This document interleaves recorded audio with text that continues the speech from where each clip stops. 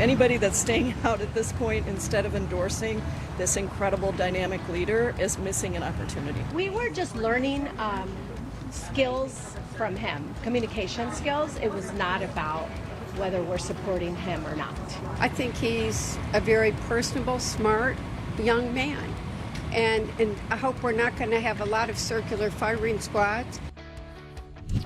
House Democrats there after meeting with the newly minted Democratic nominee for mayor of New York, Zohran Mamdani, the self-declared Democratic socialist who topped Andrew Cuomo last month. For a Democratic Party that's struggling to find its footing after losing power completely in November, Mamdani, one of the most high-profile and polarizing figures to appear on the national stage.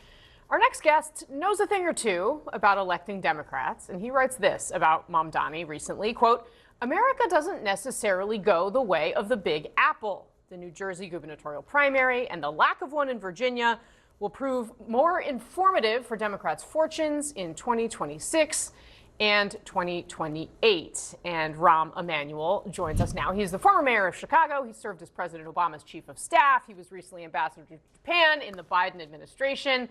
He also is a CNN senior political and global affairs analyst. And like I said, worked on electing Democrats to the House way back in the day. Sir, I'm very happy to have you on the show. Thank you for being here. Thank you. I want to start with where kind of Democrats are, big picture, because some of these new poll numbers are really tough for Democrats. The approval ratings are really low, and it's someone like Zohran Mamdani that is front and center. Do you think the party embracing someone like him in this national way is a recipe for success? Well, first of all, you cited a poll that CNN put out today. It shows a very energized Democratic Party, way over energized than the Republican Party. And it also shows that independents are breaking almost 2-to-1 for the Democrats. So I think that's a very telling sign. I do think the New Jersey and Virginia governor's races are more indicative both about the candidate we recruited, their message, and what it will mean to 2026 and 2028. Both women are moderates who come out of the national security kind of pool of candidates that we have in the past. And I think that's where you're going to see, I think, something that gives you a floodlight into the future. And second, as it relates to the Democratic nominee for mayor in New York City, as I think I said, as it relates to national elections, I'm more interested in the Upper Peninsula of Michigan than I am the Upper West Side of Manhattan. But you'd be foolish not to see or pay attention to his focus on the cost of living issues. As somebody who said the American dream is unaffordable and that is unacceptable to us, that is where our focus should be. It used to be when you and I were growing up. If you worked hard, you could get ahead. Today, if you work hard, you run in place and you go nowhere fast and just break a sweat. He focused on something. Now, I don't agree with his free grocery stores, city-run grocery stores. You know, city government has a tough time running trains on time, let alone a grocery store or free buses. But his critique of the problem is not wrong. His solution to that analysis is where I have a disagreement. But as it relates to politics, New Jersey and Virginia are far more significant and far more revealing about what the future beholds if we run the right type of candidate with the right type of message. So let's dig into those poll numbers because, as you mentioned, Democratic enthusiasm among Democratic voters to get to the polls is, in fact, off the charts in our poll. I think we can put up that screen with those numbers. However, the party itself, right, and so there it is, 72% of Democrats strongly motivated to vote in the midterms, 50% of the Republicans are strongly motivated to vote.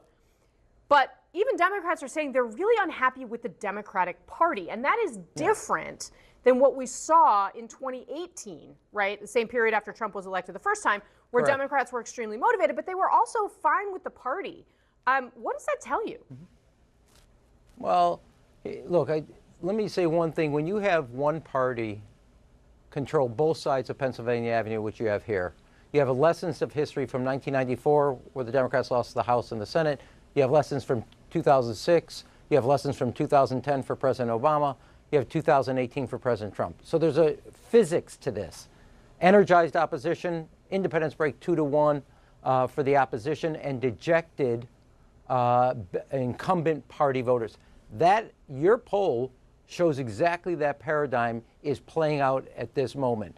Now, the brand of the party, not good. Energized voters, that's more important. Every election, special and primary, since 2024 has shown an incredible energy by the Democratic base voters. Independents dissatisfied with Republicans, and Republican voters actually also dissatisfied with their Republicans. Two other points I would make that I think are relevant in this case. One of the things that your poll also showed is that nobody wants an untethered, unhinged Donald Trump, which is why the message should be about a rubber stamp Republican Congress, because they want a checkmate to what they're not comfortable with. If you look at the numbers in your poll about independents, zeroing in swing districts with those voters on that message about Donald Trump, with a Congress that has given him the keys to the car, as they did just yesterday again, that's where there's going to be a lot of gold in that mine. The second thing, and this is why you didn't ask me about it, but a side note, the president attacking his own voters around the Epstein files, just on a political basis, forget the legal, etc. I find that a strange strategy, since your entire goal right now is to energize your voters, by the president of the United States calling them stupid, that they're being fooled and played with, and they're weak. That's a very unique way to energize your base in a midterm election where the other side is already more energized. You decided to call your own voters weak and stupid. So if the president ever listens to me, keep going. You got the exact right ticket for the future. It's funny, we were having this exact conversation on the set yesterday when he said that, because yes, as a political reporter, I was, told by people like you and others that the last thing you want to do is anger your own voters. You don't want to dismiss your own voters. I mean, what does it say to you that he's willing to do that? I mean, he is, term limited, I guess, right? Is it that he's more focused on himself than the party? Well, think about it this way. They've been more transparent, which are not really a behavioral pattern that would define the Trump administration. They've been more transparent with his medical records than they are with the Epstein files. They've been more transparent with the JFK files than they are the Epstein files. They're not transparent with the budget. They're not transparent to the Epstein files.